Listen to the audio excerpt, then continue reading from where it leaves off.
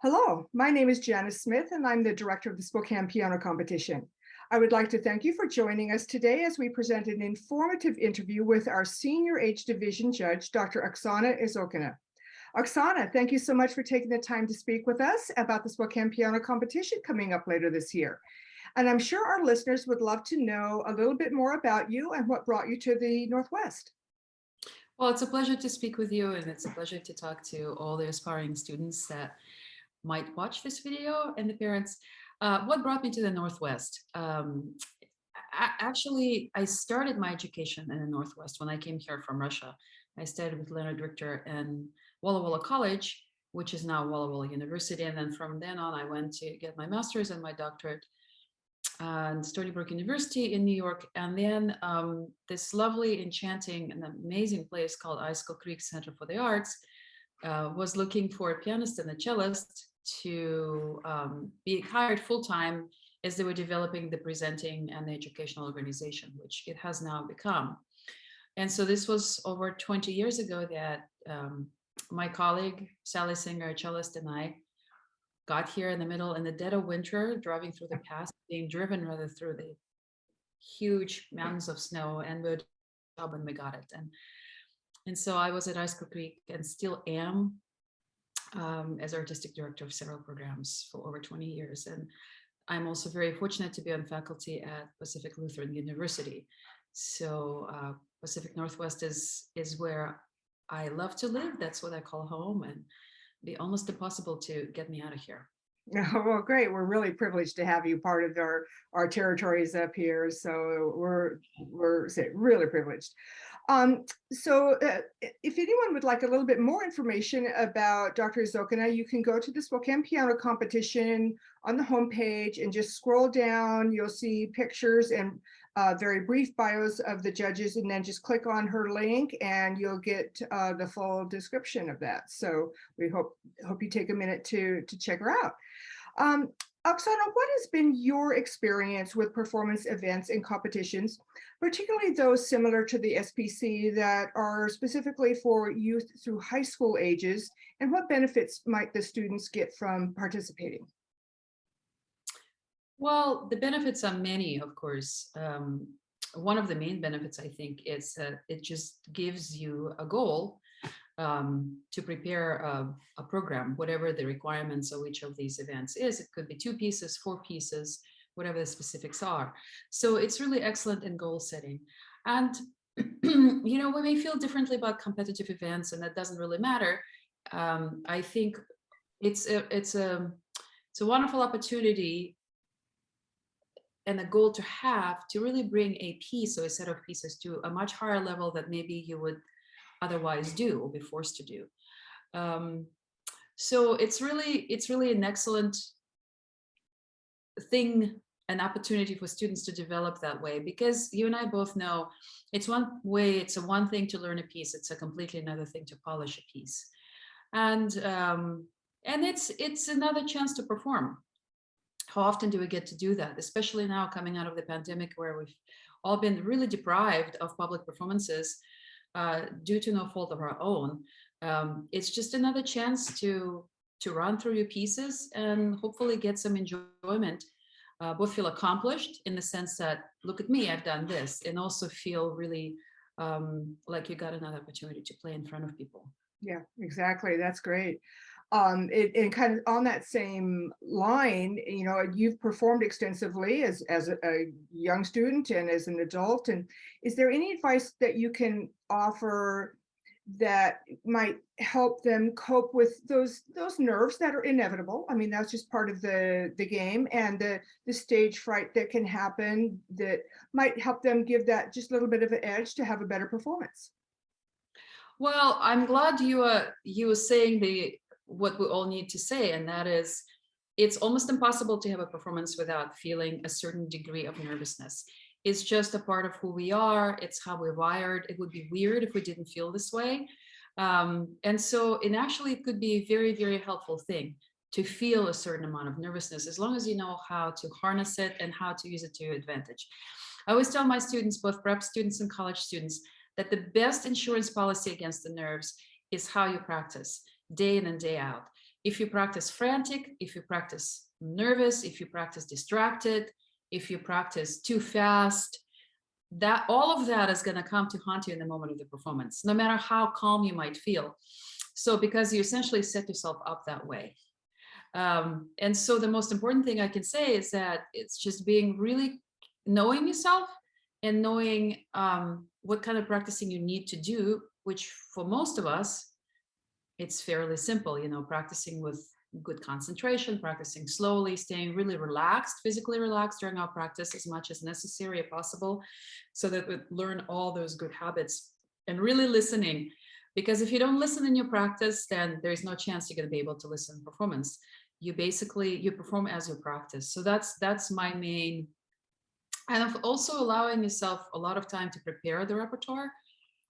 When I was much younger, it would take me a lot less time. Now that I am not in that decade or decades anymore, it takes me a lot longer to prepare for a public performance. So just knowing yourself, listening to good advice from your teachers, and just being really diligent about doing good, solid work, because that's really the best thing you can do. And then the day off, different people have different routines, you know, all of our lives are so busy, but for me, most of the time I have to carve out a little moment of just calm for me, whether it's taking a nap or whether it's just sitting with a book or just closing my eyes and thinking about the music, or something that it doesn't work for me to go from one frenetic activity into performing.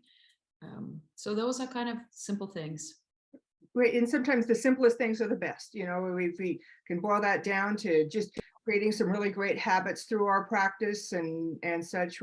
It helps with the nerves. Absolutely. Those are great tips. Thank you. It's the goal and the mission of the Spokane Piano Competition to provide a platform for these young pianists to advance their musical study and achieve some artistic growth each year. And we do that to a great extent by providing feedback through the scorecards in the area of interpretation of the composer's intent and style, rhythmic accuracy and integrity, technical mastery, physical ease, and of course, sound quality, expression, and musical artistry. And we're privileged in the piano competition to have students of all ages, and going from students who have never performed in a public event before to those who are very advanced, and they're actually using the SPC as a stepping stone to the next level of a competition. But that being said, they're all in the same boat, so to speak. So can you give any ideas on to students of all levels that might help them for that well-prepared performance? Well, listening to your teacher is very, very important. And it's sort of goes back to what I already said in my previous answer, is preparation is everything. Having really good guidance, which a lot of, and most of the students, if not all of them, really have. And so really relying on that and maximizing what you can get from your teacher to prepare. And then once that work is done, just trusting that you're there at whatever level you are. It doesn't really matter. You know, we're all human beings. We develop, we get better. I still get better, I think, which is pretty cool. So keeping realistic expectations and setting goals and taking good advice to heart and working diligently. And then once the push comes to shove and you are in the moment of performance, just don't leave anything on the field. You know, really, really enjoy the moment and listen in the moment and try to capture that moment. And things are often not perfect, and nobody looks for perfection. I think from my standpoint, as somebody listening to students, or you know, older students or artists, is being captivated by personalities, being captivated by what they have to say, much more than thinking about absolute immaculate perfection, because that's great when you have both, but very few of us do. But there is something about a student's personality shining through that is really just indescribably exciting in the situation. Yeah. When students make that connection with the music, it's like magic happens. It really is. Right, and it doesn't matter what level the student is. It could be a Right. student playing very, very simple piece who only had 2 years of lessons, or a student who's, learning and preparing and presenting really complicated repertoire. It just doesn't matter. Um, as long as that magic happens in the moment, that's really attractive. And it doesn't always happen, we're also human beings, and sometimes it does and sometimes it doesn't. That's why we keep participating in these things, so we can kind of get closer to that ideal of performance. Yeah. Oh, Great. Yeah. Great comments. And of course, as we've been talking a little bit too, a big part of any student's performance is the instruction and support from the teacher and the parents. And could you share any pointers, ideas, or just even opinions that might assist parents and teachers as they foster not only a love of the piano, but assist them through those ups and downs that are part of the process of study and performance? well, I'll draw on my own experience a little bit. I grew up in a country where you have to make decisions about your profession, especially if it has to do with music, very early on. So I had to take entrance exams when I was 15, and that was essentially decided for me this is going to be the rest of my life, which seems kind of unthinkable when I think about my students here who are 15 or 14 or 13. It seems quite early, and they're good. There's good and there's bad in having to make those decisions that early.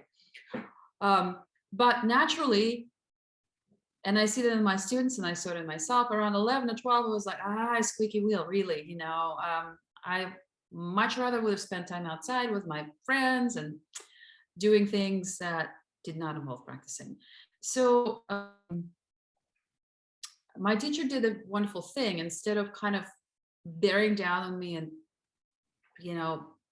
lecturing me, she sort of stepped back a tiny bit, not too much, but she also gave me different kinds of music to look at. So instead of maybe perfecting every single thing we did, those couple of years became more of a let me introduce you to this and that, and see what kind of penchant you develop for what particular style. So that was kind of brilliant of her. And it eventually kind of brought me into focus and reignited my interest.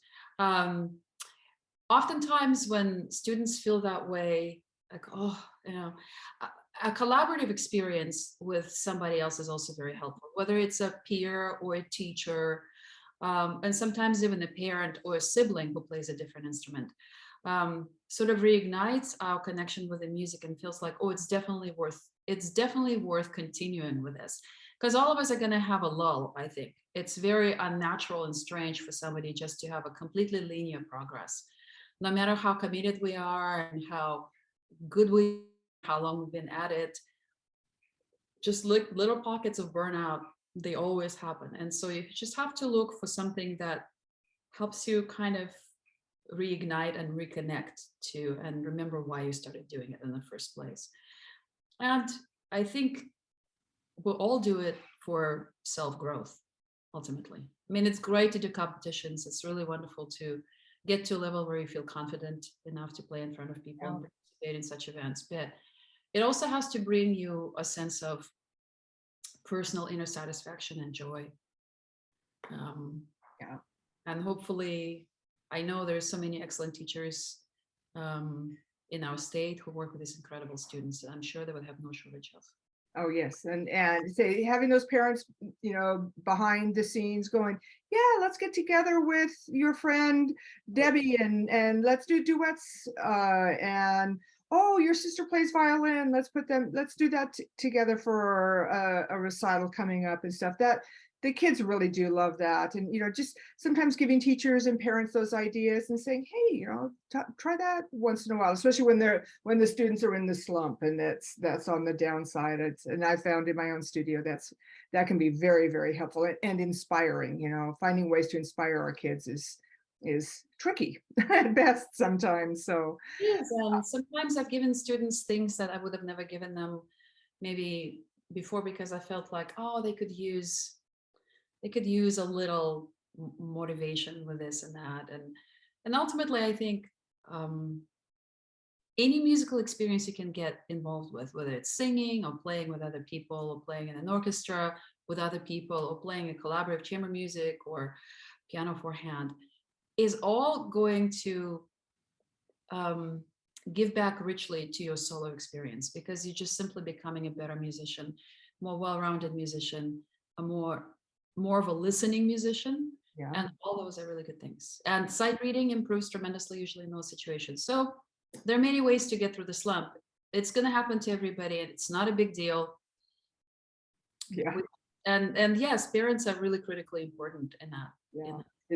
I feel sorry for my parents sometimes, because I know that the kids go home and complain and such. I say, oh, just hang in there. They'll come around. Just keep at it and be patient. And piano is an ultimate patience builder for everyone. So sure, that's why it's so good for us, because we can't just push in and push out. You know, yeah, exactly. And, you know, again, on that same kind of topic area, we've got summer break coming up, and, you know, there's going to be kids off to camp, and everybody, especially after the last couple of years with not going anywhere, there's going to be some travel going on, and that makes for intermittent lessons and instruction. And any advice on how the kids can stay engaged with their music and get enough practice in to not lose too much by the time fall rolls around again? Well, I think it just has to do with the desire on the part of the students and also the parents to maintain some sort of even a light structure in a day. I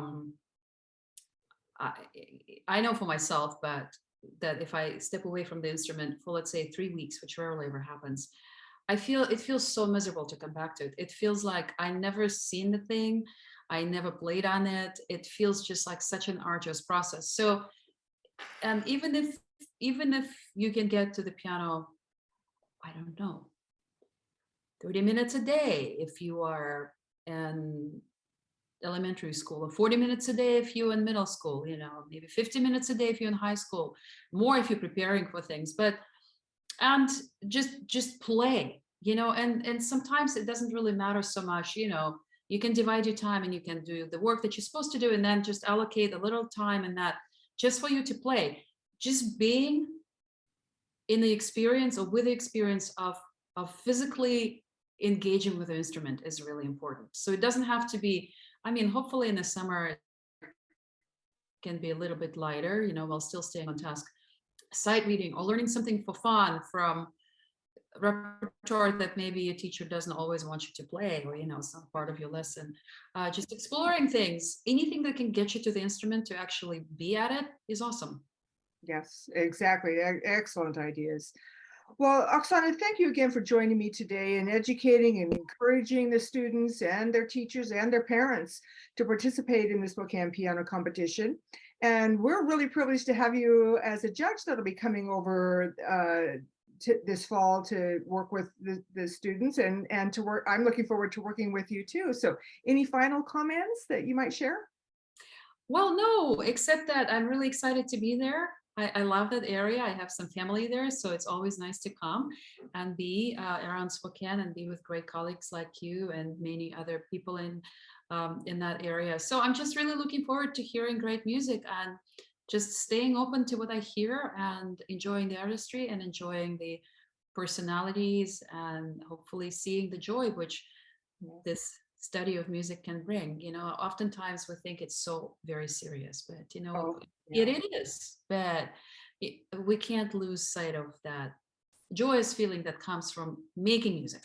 Yes, yes, seeing those students smile, that's really rewarding for us as teachers and parents and judges and event coordinators here too. So I'd like to thank our audience for listening today, and please stay in touch as we'll be sending updates and registration reminders as we approach the event. And if you're not already receiving our newsletters, go to the Spokane Piano Competition website and fill out the contact form, and we'll get you added to our mailing list. And we hope to see you at the competition at the senior division event, which will be held Thursday through Saturday, October 27 through 29. And the event happens at the Steinway Piano Gallery in the Spokane Valley. And thank you again, Oksana. We really look forward to seeing you and having you hear all the wonderful music that we'll be presenting at that time. My pleasure. Thank you.